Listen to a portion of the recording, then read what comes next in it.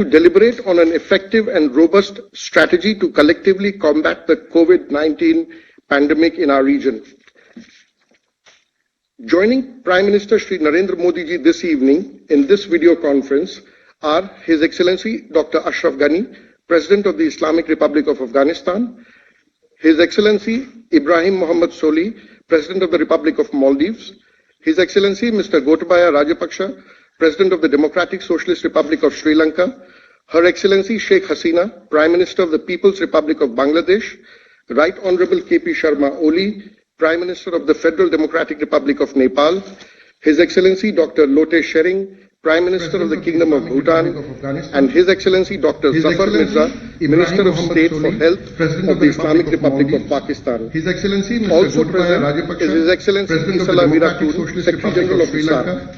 Her To Excellency begin the Sheikh program, Hasina, Prime I Minister have of the the honor People's to Republic invite of the Prime Bangladesh, Minister of India, Right Shri Honorable Narendra K.P. Modi Sharma ji, Oli, for his Prime introductory Minister of remarks the Federal and Democratic thereafter for Republic of conducting the Nepal, proceedings. His Excellency Dr. Lote Shering, Prime Excellencies, Minister of the Kingdom of Bhutan, Namaskar. and His Excellency Dr. Zafar Mirza, I would like Minister to of thank State you for all Health of the Islamic for Republic of joining this Pakistan. special interaction. Also present is His Excellency Isala especially Virakun, thank Secretary General of the SAARC. Our To friend begin the program, I Prime have the Minister Oli, honor to invite the Prime Minister who of had India, joined us Shri Narendra Modi almost ji, for immediately his introductory remarks and after thereafter his for recent conducting surgery. the proceedings. I wish him a Excellencies, speedy recovery. Namaskar. I would also like to I would like to congratulate thank you all President for Ashraf joining this Ghani special interaction. for his recent re-election. I especially thank I welcome our friend the new Prime Minister Secretary Oli, General of SAARC. who had joined Who is us also with us almost today. immediately I also after his acknowledge recent surgery. the presence of the I wish Director him of the a SAARC speedy recovery. Disaster Management Center. I would also from like to Gandhinagar. congratulate Excellency, President Ashraf as Ghani we all know, for his recent re-election. COVID-19 I has welcome recently been the classified by new the World Secretary Health General of Organization, SAARC, who is WHO, also with us today. as a I pandemic. also acknowledge So far, the our presence SAARC of the region Director has of the listed SAARC Disaster fewer Management than Center from Gandhinagar. 150 cases. Excellencies, as we all need to know, remain vigilant. COVID-19 Our SAARC has region recently is home to nearly 1/5 of all humanity. It is densely populated. As developing countries, all of us have significant challenges in terms of access to healthcare facilities. Our people-to-people ties are ancient and our societies are deeply interconnected. Therefore, we must all prepare together. We must all act together and we must all succeed together. Excellencies, as we prepare to face this challenge, let me briefly share India's experience of combating the spread of this virus so far. Prepare, but do not panic has been our guiding mantra. We were careful to not underestimate the problem, but also to avoid knee-jerk reactions. We have tried to take proactive steps, including a graded response mechanism. We started screening entry into India from mid-January itself, while also gradually increasing restrictions on travel. The step-by-step approach has helped avoid panic. We have increased our public awareness campaigns on TV, print and social media. We have made special efforts to reach out to vulnerable groups. We have worked to quickly ramp up capacity in our system, including through training our medical staff across the country. We have also increased diagnostic capabilities. Within 2 months, we moved from one major facility for pan-India testing to more than 66 such labs. And we have developed protocols for each stage of managing this pandemic. For screening at entry points, contact tracing of suspected cases, quarantine and management of isolation facilities, and for discharge of cleared cases. We also responded to the call of our people abroad. We evacuated nearly 1,400 Indians from different countries. We also similarly helped some of the citizens of our neighboring countries. We have now built a protocol for such evacuations, including carrying out testing by our mobile teams deployed abroad. We recognize that other countries would be also concerned about their citizens in India. So, we briefed foreign ambassadors about the steps we were taking. Excellencies, we fully recognize that we are still in an unknown situation. We cannot predict with certainty how the situation will unfold despite our best efforts. You must also be facing similar concerns. This is why it would be most valuable for all of us to share our perspectives. I look forward to hearing your views. Thank you very much. I now request His Excellency President Ghani to share his thoughts with us. Thank you, Mr. Prime Minister, and best wishes to Prime Minister Oli, and thank you for taking this very important initiative. All that is normal is disrupted, and all that seems solid is melting into thin air. We are into unknown territory, and our vulnerability, Excellency, comes from our openness. Our greatest vulnerability is that we have an open border with Iran, one of the major centers, and the flow cannot be stopped.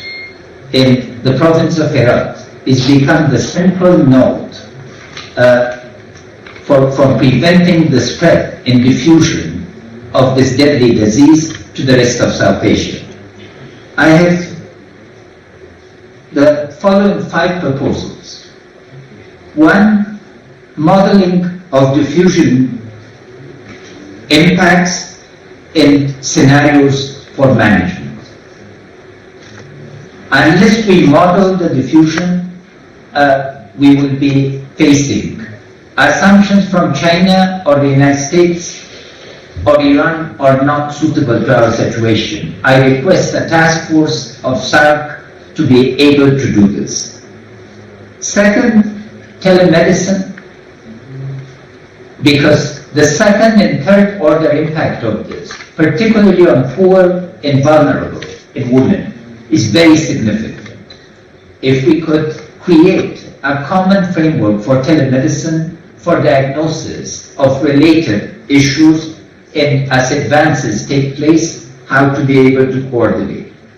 Third, as a landlocked country, which is simultaneously the heart of Asia, closing of borders where essential will result in significant problems regarding availability of medicine, food, and basic goods.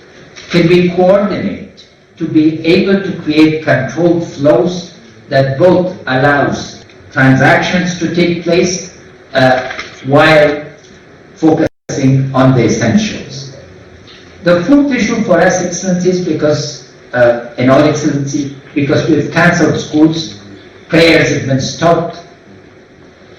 How do we keep women, youth, and children occupied? Since India in particular and South Asia are leaders in distance education and self-learning, can the SARC satellite and India satellite be made available so we can keep people, because social distancing that is necessary cannot just take place. And my fifth proposal, Prime Minister, distinguished Prime Minister, since India is both a very important member of SARC and a member of the Shanghai Council, Cooperation Council, in Shanghai, both with China, that is our deepest sympathies, in Iran. Can we coordinate between SARC and the Shanghai Cooperation Council through your initiative? How much of the experience of China is replicable to our situations, and how do we both learn and help Iran? I thank you again for this opportunity. Our conditions, being one of the poorest countries and conflict prone, require learning, particularly from how you upscale the existing programs. We have a program across the country called Health, that is basic health, and if there are other countries that have upgraded their basic systems to cope with this, we'll be extremely grateful for learning and yet sharing our experience. Thank you, Excellency.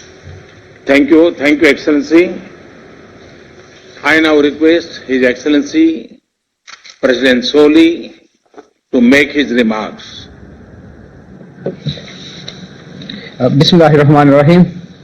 Assalamu alaikum wa rahmatullahi wa barakatuh. Good afternoon. I too wish to begin by thanking Prime Minister Modi for this timely call for a regional initiative to combat the increasing threat of COVID-19 in the SAARC region. In times of crisis, we do come together. In 2003, for example, when the region faced the threat of SARS, the Maldives took the initiative and hosted an extraordinary meeting of SAARC health ministers that adopted a regional common strategy for tackling the virus. No country on its own can succeed in combating the virus. It requires a shared response at an unprecedented scale. The first COVID-19 case was confirmed in the Maldives on 7 March. To date, there are 13 confirmed cases. Fortunately, no deaths so far. Since January this year, the Maldives has been taking steps to get ready for a possible outbreak. We set in place standard operational procedures and facilities for treatment and quarantine in various islands. In the event of major outbreak in the country, our health facilities will have to cope with the care needed for both our residents and the thousands of tourists who visit the Maldives every year. Our priority now is to use precautionary measures to contain the virus as much as possible so as not to overburden our limited resources. The unique geography of the Maldives will always present itself both as an opportunity as well as a challenge. The dispersed islands make it easier for us to isolate communities whenever there is a suspected case. But in the event that a person tests positive in the outer islands and is seriously ill, requiring specialist care, the person has to be transported to the capital, Male. This is extremely costly and puts enormous pressure on an overstretched team of healthcare workers. Our tertiary hospitals in the regions are currently under development. Shortage of healthcare professionals in general and shortage of specialist doctors in particular are always major challenges, and in a crisis such as this, these challenges are several times greater. The Maldives is fortunate to have received general assistance from India, and I convey my government's appreciations to Prime Minister Modi and the people of India. We have received medicine and a visiting medical relief team to work with Maldivian healthcare professionals. Excellencies, in the Maldives, the virus is showing in the most destructive fashion the country's vulnerabilities to external shocks. Tourist arrivals started to decline considerably several weeks before the first case was reported. In February this year, arrivals declined by 14.3%. And in the first 10 days of this month, arrivals have already declined by 22.8%. The decline in tourist arrivals has now become so sharp that if the current trend continues, we will have a 35% drop this year. Any significant decline in tourist arrivals has a ripple effect on the Maldives economy. Tourism contributes over a quarter of the country's GDP and is the source of well over 2/3 of foreign currency to the country. Every other job creating and revenue generating activity in the country is either directly or indirectly dependent on the tourism industry. Our industry is also deeply linked to many businesses and supply chains within SAARC region who will feel the knock-on effects from the downturn in the Maldives. China and Italy are the most severely affected countries of the virus, and they are also the number 1 and number 3 source markets for Maldives tourists. Since the beginning of February, in the case of China, and March, in the case of Italy, arrivals from these two countries have been restricted. As a result of this decline, the Maldives is now facing a serious shortfall in foreign currency earning, estimated to be at $450 million. If the foreign currency shortfall continues, it will have a detrimental impact on the Maldives economy, which has an extremely high dependency on imports. The revenue and foreign currency shortfall are also seriously hampering the government's ability to respond to COVID-19 rapidly. The decline means serious shortage in total government revenue. Current estimates show that if tourist arrivals continue to decline, Maldives will be looking at a shortfall in government revenues between $135.9 million and $446.6 million this year. I am therefore in full agreement with Prime Minister Modi on the need to formulate a comprehensive regional strategy. Such a strategy should, we believe, comprise three key elements. First, we should create space for closer cooperation between the health emergency agencies to ensure that the countries in SAARC have unhindered exchanges of information about the virus and best practices. Second, there is a profound need to formulate an economic relief package targeted to the affected countries. Third, a comprehensive regional strategy to fight COVID-19 should include a long-term recovery plan for the region. I will be happy to speak further on these elements in the discussions. Thank you, Prime Minister Modi. Thank you, Excellency. Now I request His Excellency President Rajpaksha to share his thoughts. Good evening, Excellencies. First, I must thank Honorable Prime Minister of India, Shri Narendra Modi, for initiating this video conference to share our experiences, our ideas and best practices, and also to understand the challenges we face and further discuss what measures to be taken to combat this deadly coronavirus.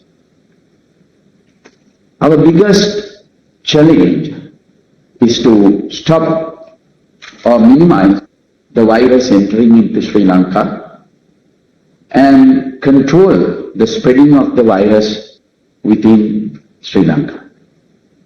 For this purpose, we have banned tourists and other people entering Sri Lanka, especially from EU countries and also South Korea, Iran.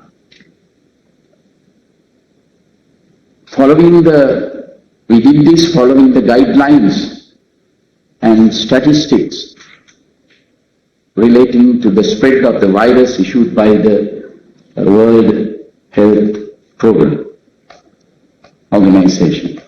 We have also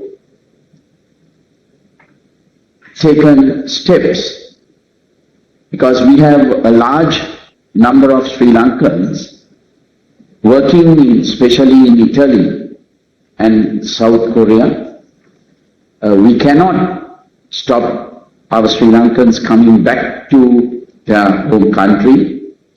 We have therefore taken all steps to subject those returning to Sri Lanka to a 14-day quarantine period in selected quarantine centers.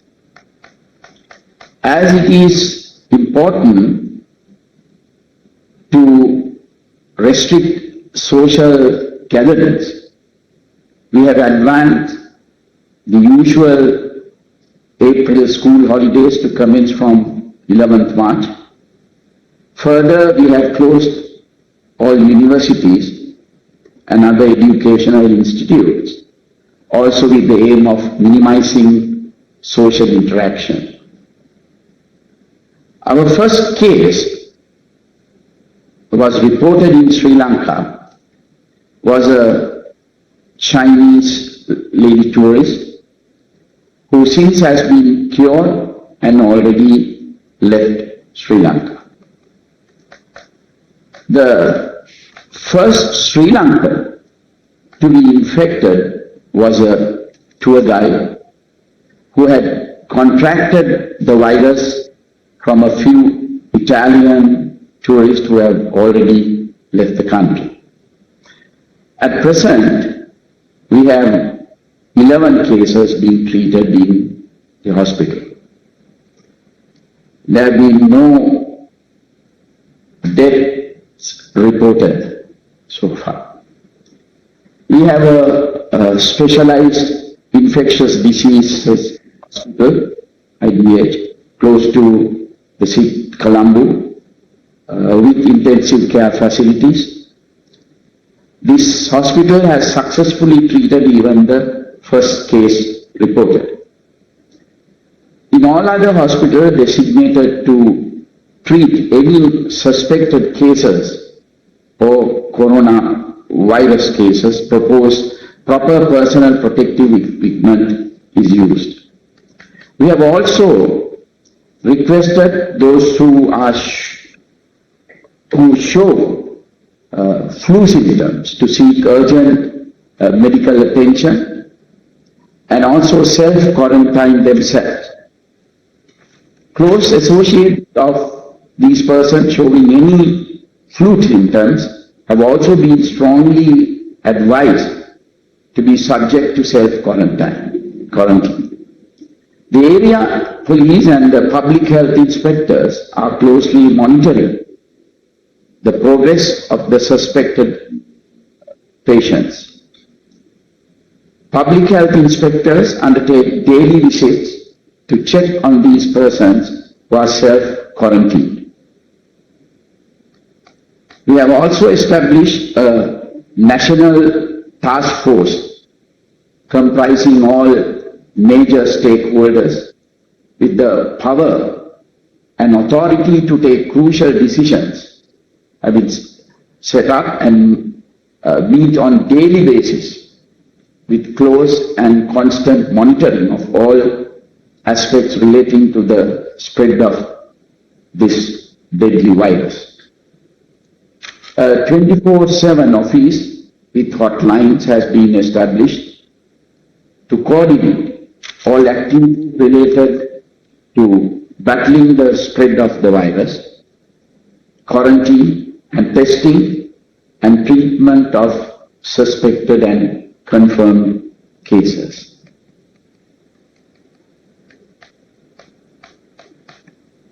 Government of Sri Lanka has taken some additional steps to effectively meet this unforeseen disaster. The Department of Health started giving out health warnings and advice on precautionary measures needed to be followed for prevention of the spread of the virus. This is done through mass media, presidential media division, press briefings, press bulletins, etc. General public were educated not to go for panic buying of face masks, hand sanitizers, etc. This was quite effective. 12 hospitals were declared as suitable for caring of possible coronavirus affected cases across the country. Managing of stocks of personal protective equipment such as masks, gloves, sanitizers and other medical items required for treatment of patients also started. Since the high risk area for the coronavirus was the city of Wuhan, Hubei province in China, there was a requirement to evacuate 34 Sri Lankan students and their families back to Sri Lanka. This was done by the national carrier Sri Lanka Airlines, which flew from Colombo to Wuhan and back to Colombo with all 34 passengers. These 34 students on arrival were immediately quarantined by the Sri Lanka Air Force before they were taken to a military facility in the Central Hills for quarantine for 14 days under the supervision of the Army medical team. None of them contracted the virus and all were sent home on completion of the 14 days quarantine period. At the same time, another 750 Sri Lankans were studying in various universities in different provinces of China and the government facilities. They were returned back to Sri Lanka. These students were instructed to be in self-quarantine for 14 days under the supervision and monitoring by local health authorities. As you know, probably that our parliament has been dissolved on 2nd March and the general elections will be held on 25th April. So the nominations are being accepted from 12th March up to 19th March. Therefore, we have to take precautions to discourage large meetings, large gatherings, but the elections will be held as planned. When the World Health Organization, WHO, declared COVID-19 as pandemic and indicated that fundamental public health interventions can still limit the spread of the virus and drive down cases even where it was transmitting widely. Advisories were issued for travelers and precautionary measures were taken by limiting travel overseas of Sri Lankans unless it is essential to do so. Almost all major sporting events, international conferences, meetings, large gatherings have been postponed or cancelled. All schools, universities and other educational establishments, including preschools throughout the country, has been closed for particular periods ranging from 2 weeks to 6 weeks.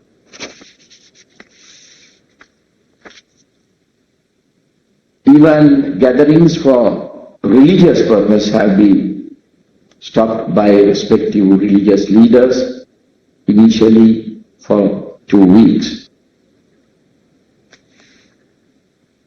Also, issuance of on-arrival visas has been suspended for all countries.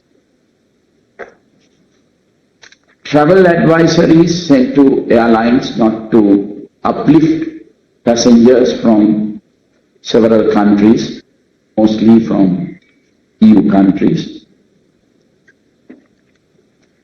Travel advisories also sent that any passenger coming from countries which we have defined will be quarantined for 14 days in Sri Lanka.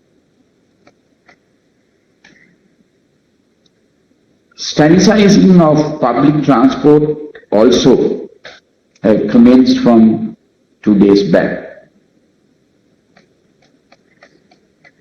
So because of these reasons, our economy has taken a severe blow due to the coronavirus, particularly in tourism.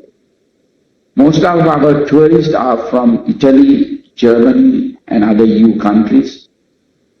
And now there is a ban on the coming. Our tourist industry was just recovering after last year's April 21st terrorist attack. Our exports are also adversely affected. Therefore, I strongly recommend the SAARC leaders to formulate a mechanism to assist our economies to tide over this very difficult period. I also wish to recommend that a SAARC ministerial level group be established to discuss, share best practices and coordinate regional matters on combating coronavirus. Thank you, Excellencies. Thank you, Excellency. I now call upon Her Excellency Prime Minister Sheikh Hasina to share her thoughts. Thank you very much. Good afternoon to all the SAARC leaders. First of all, I thank Prime Minister Modi for taking this initiative. I also thanks for bringing and hosting 23 of our students from Wuhan along with Indian students during the quarantine period. We need to devise a strong SAARC-wide strategy to fight this public health threat and to protect our citizens. We successfully prevented entry of the virus through strong surveillance and rigorous checkup at all international airports, sea ports and land ports. As of now, we had only 3 COVID-19 imported cases. They have already recovered. There are 2 new imported cases from Europe. We have no local or community transmission of any COVID-19 case. We have set up a national committee to provide guidance to concerned people from all ministries at all levels. We have also undertaken massive awareness raising campaigns everywhere in Bangladesh through all available medias, including social media. My party workers at all levels are active in awareness raising. Local body representatives are vigilant to enforce home quarantine if necessary. We have kept 4 newly built hospitals, including the Kuwait Modri Hospital in Dhaka, dedicated to exclusively deal with COVID-19 patients. In addition, there is one more hospital in Rajshahi to exclusively handle COVID-19 patients.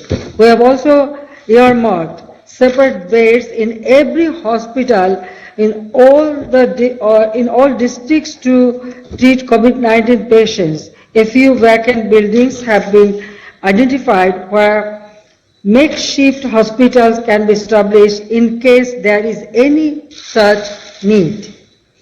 We also have trained health workers at Upazila levels. School children are also being trained to follow necessary personal hygiene. We have stockpiles of testing kits, infrared thermometers, isolation gowns and masks. Excellencies, I have some proposals that all SAARC countries need to cooperate and collaborate closely to fight this pandemic. We need to force collaboration through our collective capacity, expertise and resources. We are ready to share our capacity and expertise as well as the best practice with the SAARC countries, including providing logistic support if required. To continue this dialogue at technical level, our health ministers, health secretaries and relevant health experts can also have this kind of video conferences to discuss specific areas of cooperation. WHO Southeast Asia Regional Director may be invited to these video conferences. We believe it is extremely important to establish an institution to prevent and fight against any public health threats in South Asian region in future. In our SAARC charter, it is already there about the healthcare. So we can work together for future, and in future any problem arise, we can work together and we can exchange or share our experience. And Bangladesh will be happy to host such institution if you all kindly agree. Excellency, I really thank you very much, especially Prime Minister Modi, to take the initiative, and also I appreciate that after a long time all the SAARC leaders get together. So it's a very crucial time for all of us. So we have to think about our people's goodwill. So I hope that this will show a new dimension or path to help our peoples of all our country and all the region. Thank you very much. Thank you, Excellency. I now request His Excellency Prime Minister Oli to make his remarks.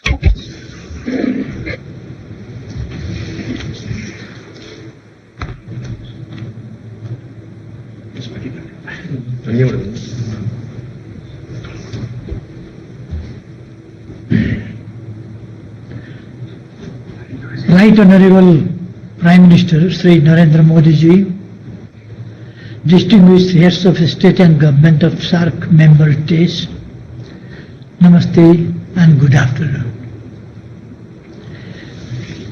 First of all, I would like to thank Prime Minister Sri Narendra Modi ji for taking this important and timely initiative, which I warmly welcome. Our collective wisdom and efforts will help us devise a sound and robust strategy for the SAARC region as we fight the COVID-19 pandemic. I wish to thank Prime Minister Modi ji and all the distinguished leaders of SAARC member states for kind words and best wishes on my speedy recovery. Even though we had detected one suspected imported case, but the COVID-19 test proved negative. Yet we are aware of the high risk of possible outbreak at any time. We remain alert from preventing it. We have taken several measures to enhance our preparedness. Our efforts at the moment are geared towards preventing this disease to enter into our country. Our national efforts, I am personally overseeing and guiding the government efforts. Multi-agency coordination committees have been set up at the central, provinces and local levels to mobilize government efforts in the synergetic manner. We have restricted international movements. Visa on arrival facility for all foreigners and non-resident Nepalis with foreign passport has been suspended. Movement of this country, movement of third country nationals via land routes has been suspended. Shortest PRC health certificate is made mandatory to obtain visa from Nepali nations abroad for essential travels to Nepal. We have suspended issuance of work permit for Nepali nationals for overseas employment. International passengers are required to go through the screening process at the health desk at the international airport. There are provisions for self-quarantine for certain categories of travelers. We are strengthening quarantine facilities in all provinces, hospitals, and arranged isolation wards and intensive wards for treatment. We are enhancing capacity of hospitals. Health workers are being provided with personal protective equipment and necessary incentives to motivate them. All the permits for mountaineering expedition for Spring 2020 have been suspended and all major international conferences have been postponed.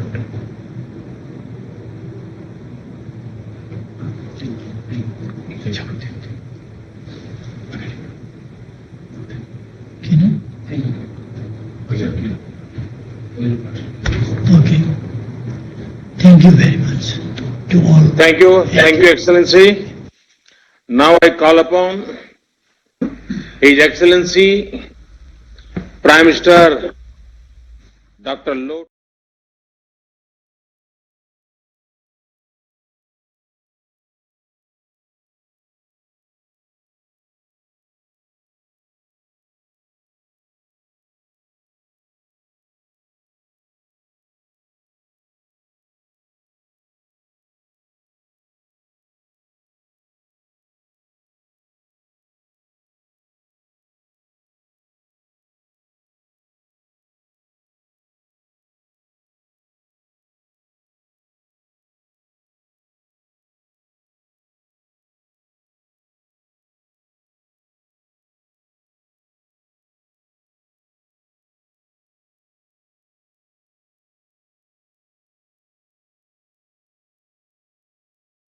Be on the same page when this pandemic strikes Bhutan. So with this, I also would like to take this opportunity to express my King's greetings and greetings of all of us to Prime Minister Oli for his speedy recovery. And similarly, we also would like to wish Prime Minister Hasina for our father's 100th birthday celebration in few days.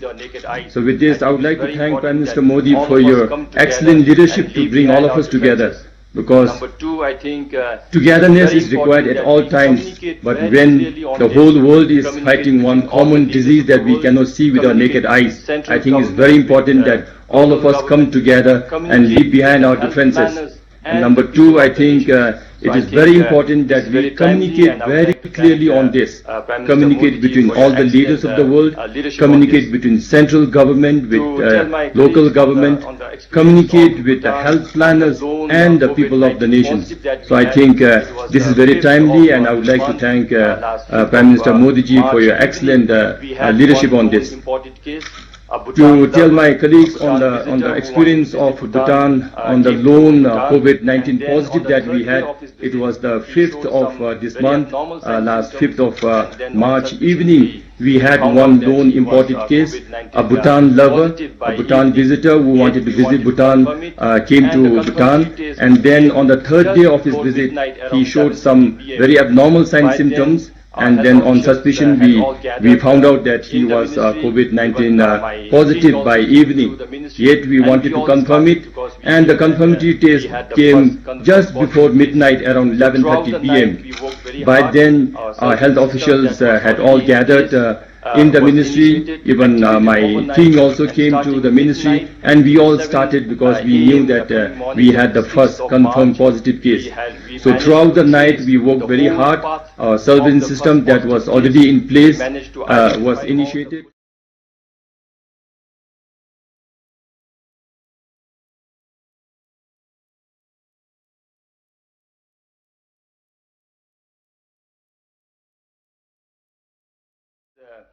The day unfolded, we managed to pull them out and bring them to the formally identified quarantine facilities.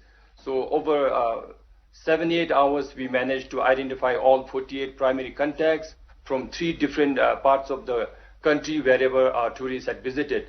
And we also managed to initiate the medical team that we had identified to treat in case if he had a positive case. And then he was isolated and treatment started.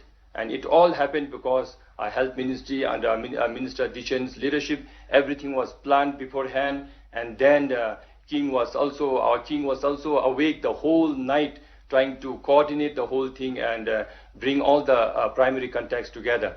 So we do not wish to have positive cases in any countries, but to have a positive case in this manner and to be able to identify all the primary contacts and isolate them, I thought was a huge success that we brought in.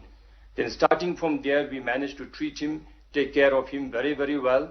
and his family wanted the patient back home. So he was successfully air evacuated day before yesterday, and he reached his hometown last night actually. So we wish him a speedy recovery. All the people of Bhutan send our sincere prayers for his speedy recovery. But the fact is, since as we all know, and as all the heads of the country shared here, this is an uphill task, because we really don't see our enemy.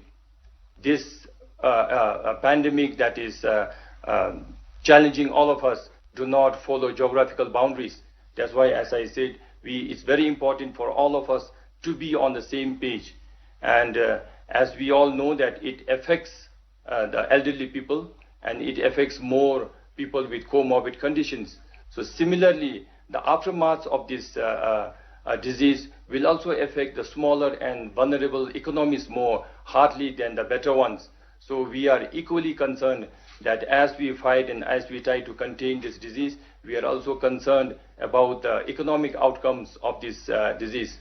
So therefore, I would like to support all the proposals that were made before me, and also to be very, very sure that we all will share our limited resources that we have, share the technologies that we have, and also to have frequent such meetings, so that with the changes in time and with the changes of the demand of this pandemic, we also come and regroup ourselves. And I also would like to propose that we must have a similar cooperation in economic get up on this issue, because all the smaller economies are disproportionately hit. So with this, I'm sure my other colleagues will have a lot of points to share, and I also would like to contribute as the discussion goes on. So as of now, I would like to thank all the heads of the states and heads of the countries and governments, as well as Prime Minister Modi, for your initiative. Thank you very much. Thank you, Excellency. Now I call upon His Excellency Dr. Jafar Mirza, who also has medical experience, to share his thoughts.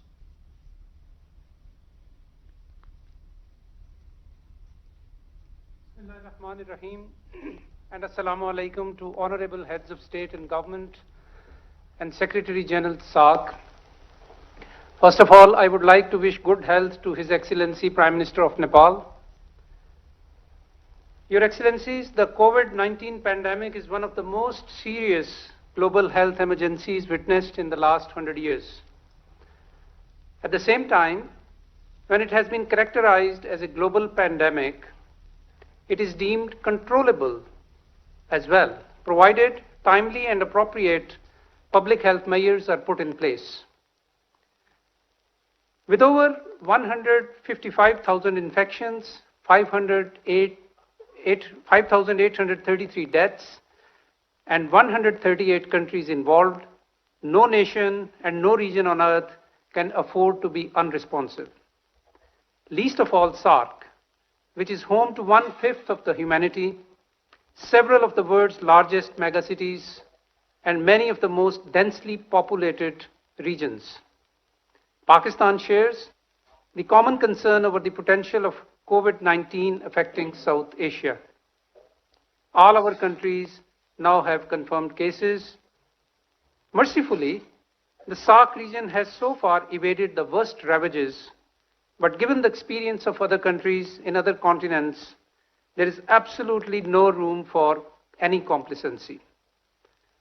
While hoping for the best, we have to prepare for the worst. The World Health Organization's four-pronged advice offers a reasonable way forward, namely, A, prevent, B, detect, C, respond, and also D, conduct research and innovation along the way.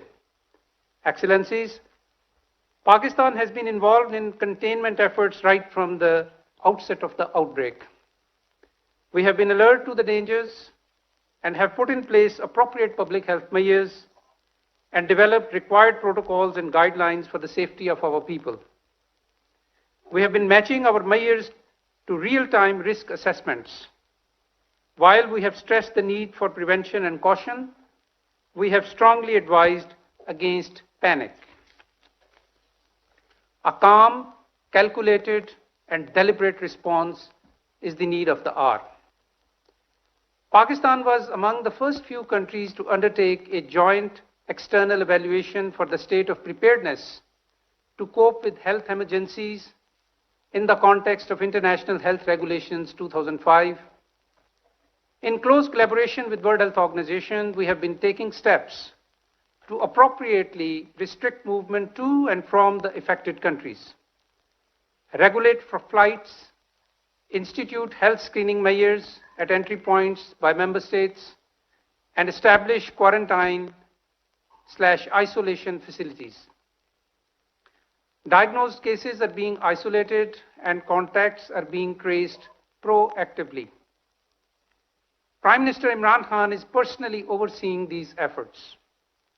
Resultantly, Pakistan has managed so far to keep the cases to a relative minimum, an achievement that WHO has recently recognized as a good practice and has commended it.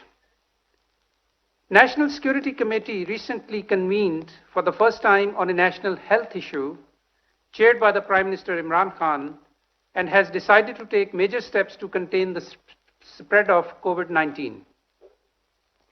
The 4 pillars of our response strategy include: 1, governance and financing; 2, prevention; 3, mitigation; and 4, communication. We have decided inter alia: 1, to close all our educational institutions for 3 weeks, close the entire western border for 2 weeks, restrict international flights to 3 airports only, and to ban all large public gatherings, and reinforce screening and administrative measures at the seaports and at the ground crossings. The situation is being monitored closely, and appropriate measures are being taken through a systematic consultative review process. The National Disaster Management Authority has been mandated to lead the interagency effort, and command and control centers have been established at the federal and provincial levels. Effective coordination and surveillance at all levels is critically important. Excellencies, the COVID-19 pandemic forces us to think not in terms of nations and states, but as a collective. If our health systems, disease surveillance systems, and preventive measures are unable to cope, the human and economic cost alone can be staggering. The cumulative impact will dampen region-wide growth prospects and negatively affect the national development agendas. At their current stages of development, the SAARC members can ill afford such a setback. The unprecedented challenge therefore warrants an unprecedented response. We must recognize that the national and local responses still remain the key, and they are the most critical. It is equally important to pursue, however, evidence and science-based responses. Stigmatization and stereotyping is counterproductive. The SAARC Secretariat is best placed to coordinate regional endeavors. With this in view, Pakistan proposes, like other excellencies, that the SAARC Secretariat be mandated to: 1, establish a working group of respective national authorities for health information and data exchange, as well as coordination for responses in real time. And 2, like His Excellency President of Maldives and Her Excellency Prime Minister of Bangladesh, Pakistan would like to reiterate its earlier proposal of hosting SAARC Health Ministers Conference at an appropriate time. 3, reach out on behalf of SAARC countries to specialized development partners, including World Health Organization, for mobilization for technical advice and resources. 4, follow WHO guidelines and implement exit health screening for travelers in the region to avoid cross-border spread.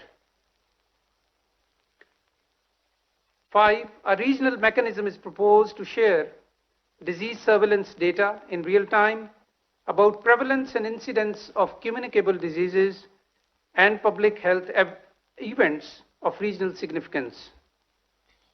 And lastly, learn from and disseminate the experience of SARC observer states, particularly China, which has effectively addressed the COVID-19 challenge despite being from where it originated. Excellencies, the challenge at hand demands sagacity, vision, and synergy of action. The strength and resilience of the people of South Asia is well known. We have no doubt that we will overcome these challenges. Thank you, Your Excellencies. Thank you. Thank you, Excellency.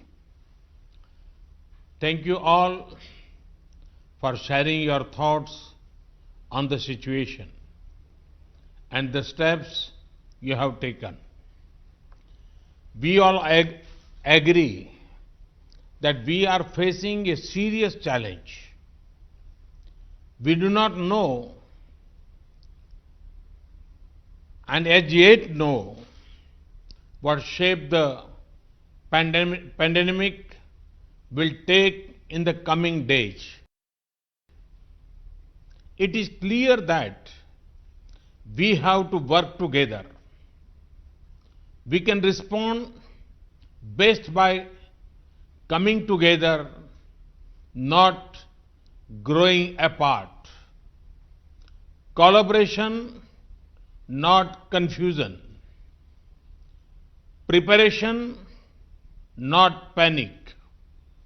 In this spirit of collaboration, let me share a few ideas on what India can offer to this joint effort. I propose we create a COVID-19 emergency fund.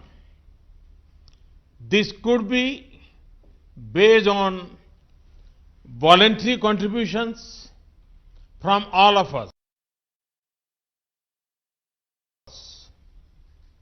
India can start with an initial offer of $10 million for this fund. Any of us can use the fund to meet the cost of immediate actions. Our foreign secretaries, through our embassies, can coordinate quickly to finalize the utilization of this fund. We are assembling a rapid response team of doctors and specialists in India, along with testing kits and other equipment. They will be on standby to be placed at your disposal if required. We can also quickly arrange online training capsules for your emergency response teams. This will be based on the model we have used in our own country to raise the capacity of all our emergency staff. We had set up an integrated disease surveillance portal to better trace possible virus carriers and the people they contacted. We could share this disease surveillance software with SARC partners and training on using this. Let us also use existing facilities like the SARC Disaster Management Center to pull in the best practices among all of us. Looking ahead, we could create a common research platform to coordinate research on controlling epidemic disease within our South Asian region.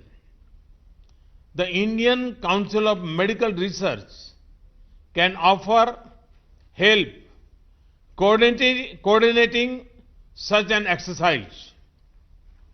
We can also ask our experts to brainstorm on the longer-term economic consequences of COVID-19 and how we can insulate our internal trade and our local value chains from its impact. Finally, this is not the first nor the last such pandemic that will affect us. We can also ask our experts to brainstorm on the longer-term economic consequences of COVID-19 and how we can insulate our internal trade and our local value chains from its impact. This can help to prevent such infections from spreading across our region and allows us to keep our internal movements free. I call upon His Excellency President Ghani to share his thoughts. Well, thank you, Mr. Prime Minister. Thank you, all heads of state and government, and Dr. Mirza. The number of cases in Afghanistan is 16. No deaths, and as of yet, they're in 5 provinces. But the case I make is the following. Our refugees from Iran are being sent back in droves. I would like to make the case that dealing with this flow in the Herat province, 3 provinces, particularly Herat, Nimroz and Farah, is a regional challenge. Because thousands of people are coming from an infected area in the period in which the incubation takes place and the detection takes place. So we would like to offer, particularly the Herat province, where we're making major efforts, as a model. In terms of organization, our National Security Council I've chaired a number of times, and we've created a task force under the Vice President in all the provinces. We are reorganizing our budget, etc. But let me welcome your initiative. We would like to be delighted to contribute to this voluntary fund. But the phases, Mr. Prime Minister, we would suggest we need to think about the next 6 months as one period where the pandemic is likely to unfold. Thank God weather is going towards warming, and it's shown that there are negative consequences. But the vaccine is not likely to develop sooner than a year or to 18 months. During this period, whatever we can do in the way of prevention is necessary, but the second and third order consequences of this on our social fabric, on our economic transactions, and others really requires thinking through. The impact on poverty, which all of us, and you, Mr. Prime Minister, has taken such a leading role in this, is likely to be negative. So how do we think through in ways to be able to protect the most poor and the most vulnerable? Because of that, we welcome very much your task force and ways of collaboration in return to this issue of being able to deal with. The third order issue is, while all these measures, and we've resorted to control of borders, the disruptive impact of this, what are ways to be able to generate economic transactions and activities? And here again, there is need for considerable thinking. We would like to support the meetings by video conference at the ministerial level. We would like to thank the Secretariat for their vital role. But the most important issue is that both pandemics, and particularly climate change, are upon us, and without SARC coordinating as such, our vulnerability will increase. Once again, Mr. Prime Minister, let me thank you for convening this meeting and for the follow-up actions, and we would always be ready and willing to collaborate and to welcome coordination, learn from the best practice, and contribute to it as this global crisis unfolds. Thank you, Excellency.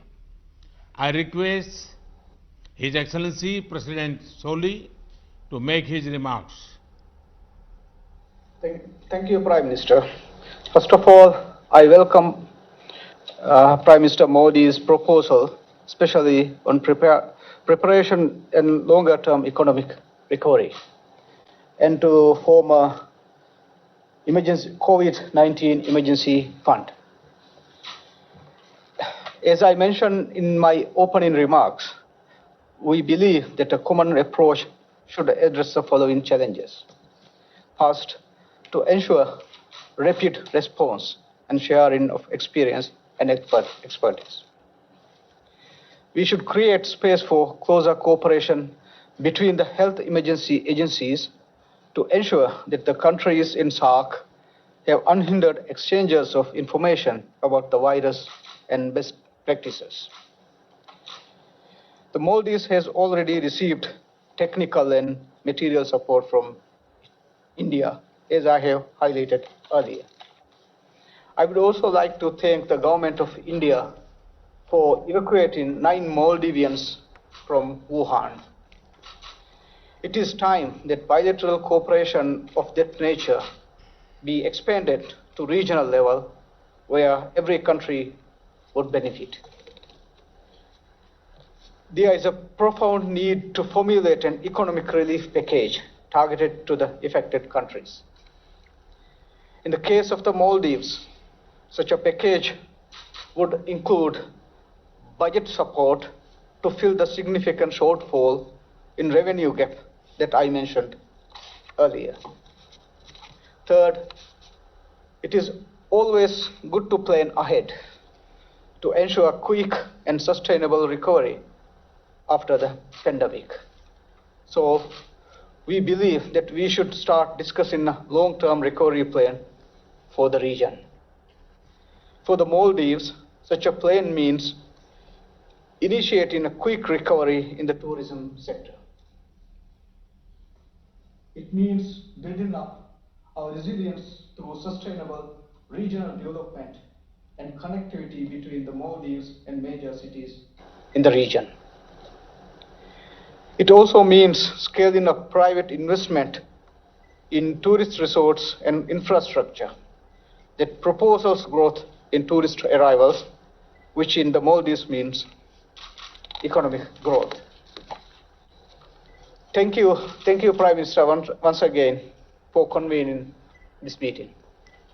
Thank you, Excellency. I now request His Excellency President Rajpaksha to share his thoughts. Thank you very much, Excellency. And again, I want to thank Honorable Prime Minister of India for convening this important video conference today. And we learned a lot of lessons from all the participants, and I thank all the heads of state for sharing their experiences and also good practices. And also I want to thank you, Excellency, for the series of assistance that you have proposed, especially the raising fund, COVID fund, and also we all know there's a shortage of testing kits and other equipment, not only within this region, all over the world. So thank you for offering these assistance to all the regional countries. And also, it is very important for us to work together, not only combating COVID-19 virus, but also be prepared for similar situations in future. We have to understand that it's very important that the social awareness is very important in these type of situations. Because sometimes the people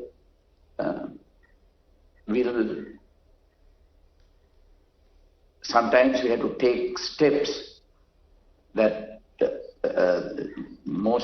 sometimes the people can misunderstand these steps. Therefore, I think it is very important to all the time educate the citizen of the steps that we have to take for to prevent this type of situation. At the same time, it is important to control, and also that will lead to panic. It is important to control our borders. That is the major steps that we have to take. It's a difficult one, but we have to take those measures to effectively control the situation. And also it is very important to have one place to disseminate information to the people, and also to decide on steps that we take. Otherwise it will lead to confusion among the citizens. Again, I want to thank Prime Minister of India for taking this action, and we hope that we can work together in future to counter any adverse situation. Thank you very much, Excellency. Thank you, Excellency.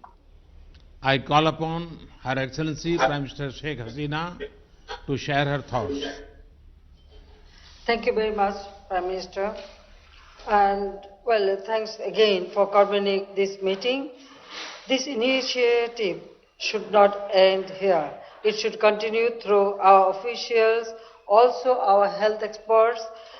They can work together and they can continue the discussion how we can combat at present situation or the challenge of COVID-19 and other diseases. Let us not forget how we all are interconnected in today's world.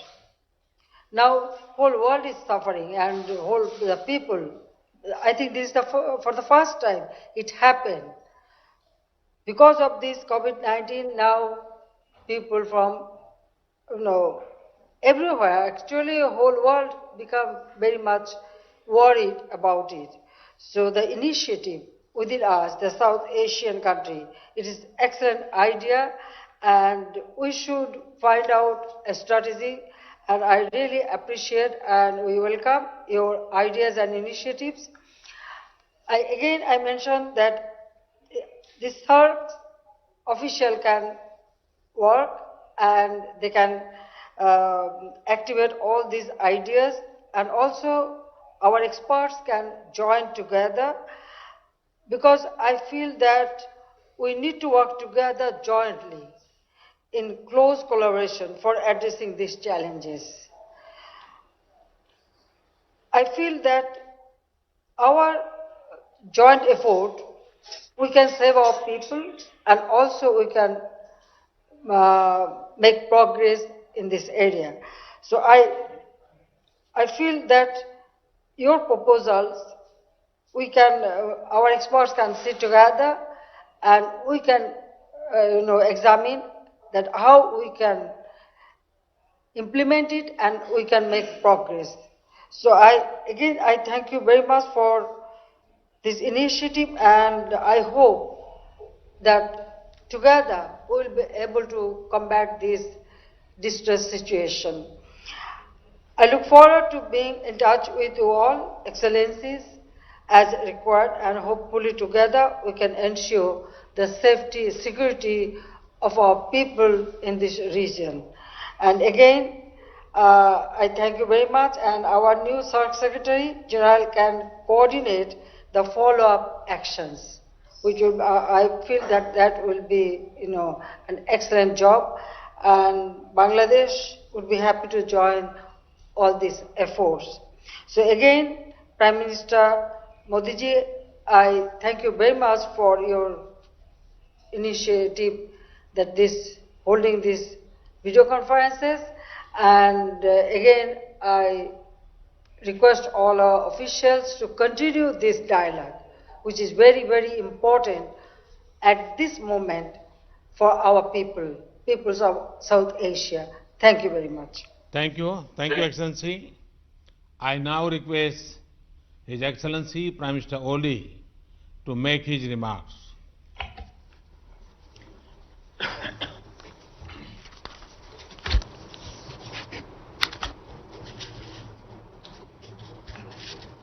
Thank you, Excellency Narendra Modi ji, the Prime Minister of India. Our region is at high risk of COVID-19. The epidemic knows no boundary, no nationality, and no region. Therefore, we need to devise ways to combat this pandemic collectively. It is a common challenge and it demands common efforts. First thing is awareness creation. Community-based organizations and medical and non-medical volunteers could be mobilized in raising awareness and supporting government agencies. We have to appeal to our people to avoid non-essential foreign travels and to avoid attending mass gatherings and other large-scale events. Our region is rich in traditional medicine. We have to encourage our people to use this asset for the prevention and treatment of this disease. Our way of greeting people with namaste rather than shaking hands can avoid potential threat of human-to-human transmission of this virus. I believe that our region holds a good stock of emergency medical supplies, well-trained medical professionals and laboratory facilities. These would be deployed at the call of any member state of SARC in urgent need. The hospitals in the bordering areas could also be utilized for the screening as well as treating infected patients coming from across the border. We may encourage hospitals, medical centers, research institutions and health workers in the region to build a good network for sharing experiences, research findings and best practices in critical areas associated with the prevention and treatment of this deadly disease. We need to ensure a smooth supply of essential medicine, equipment and sanitary materials in the region. We may think of developing a SARC-level mechanism to deal with critical health issues such as this. Establishment of a SARC emergency medical center supported by a strong funding mechanism would be desirable. In this regard, I welcome Your Excellency Modi ji's proposal and India's contribution. Nepal will also join soon in this fund. The economic cost of this pandemic is yet to be assessed. I am sure it is going to cost all of us dearly if it is prolonged. Regional discussion on reviving our economies and supporting each other through providing easy access, establishing value chains and promoting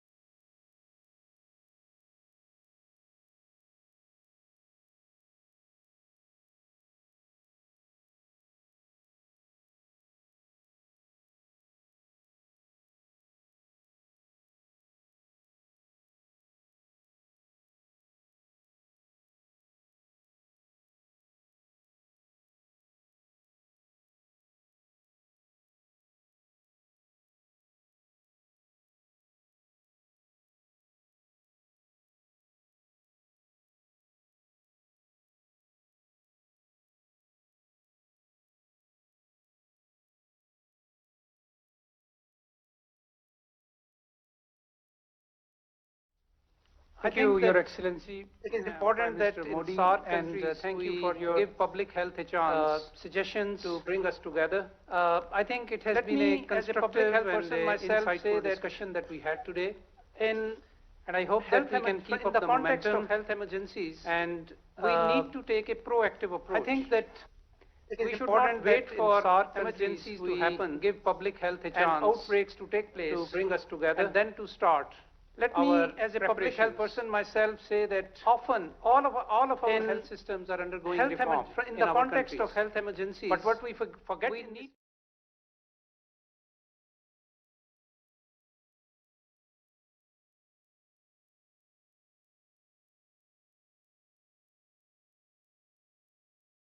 And that's what we are now doing in Pakistan.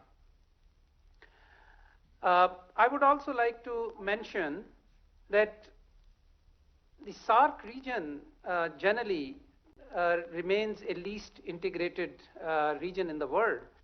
I'm stating the obvious.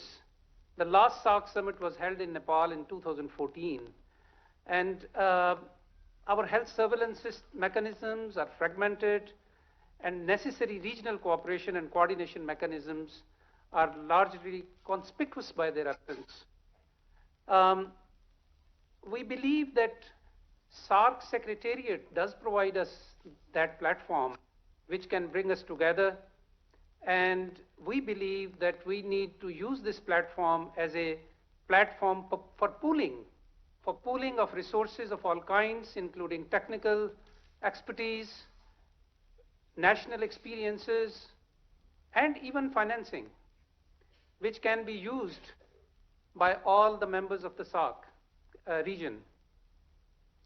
Your Excellencies, I would also like to mention that we hope that during this COVID emergency, our member countries will provide access to emergency assistance to all our regions in our countries, because equity in health is a fundamental principle of public health.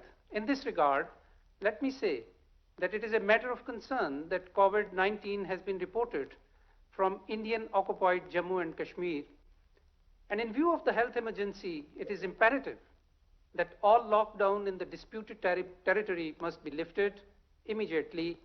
Opening up communications and movement would facilitate dissemination of information, allow distribution of medical supplies, and enable containment and relief efforts to proceed unimpeded. Lastly, I would like to also address the point that His Excellency President Ghani made, and we understand his concern about the border crossings and their closure. I want to reassure him that we have done this for temporarily, so that we can reinforce our point of entries and land crossings.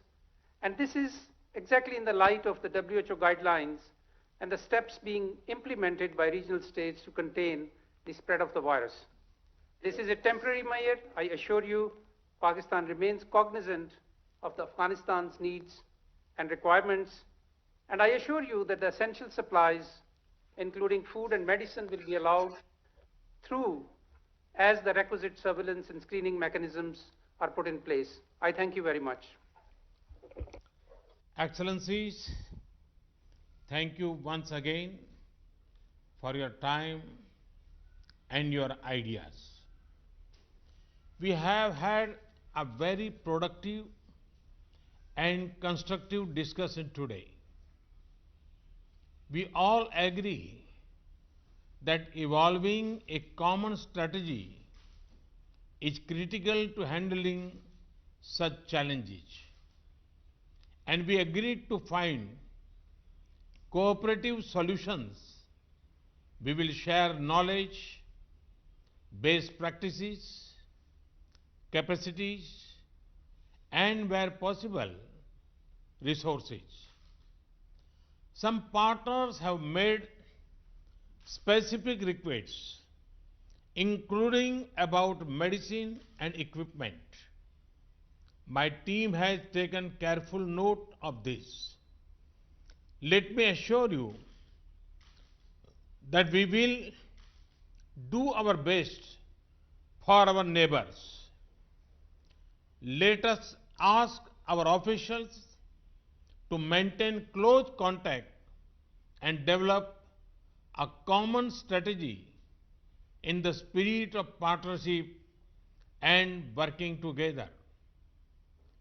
Let us identify nodal experts from each of our countries, and they can have a similar video conference 1 week from now to follow up on our discussions today. Excellencies, we have to fight this battle together, and we have to win it together. Our neighborhood collaboration should be a model for the world. Let me conclude by wishing all our citizens good health and success in our united efforts to tackle this pandemic in our region. Thank you very much, and Namaste. Excellencies, This brings us to the close of this SAARC leaders video conference on combating COVID-19 pandemic. I would like to thank all our distinguished guests for joining us this evening. Thank you and namaskar.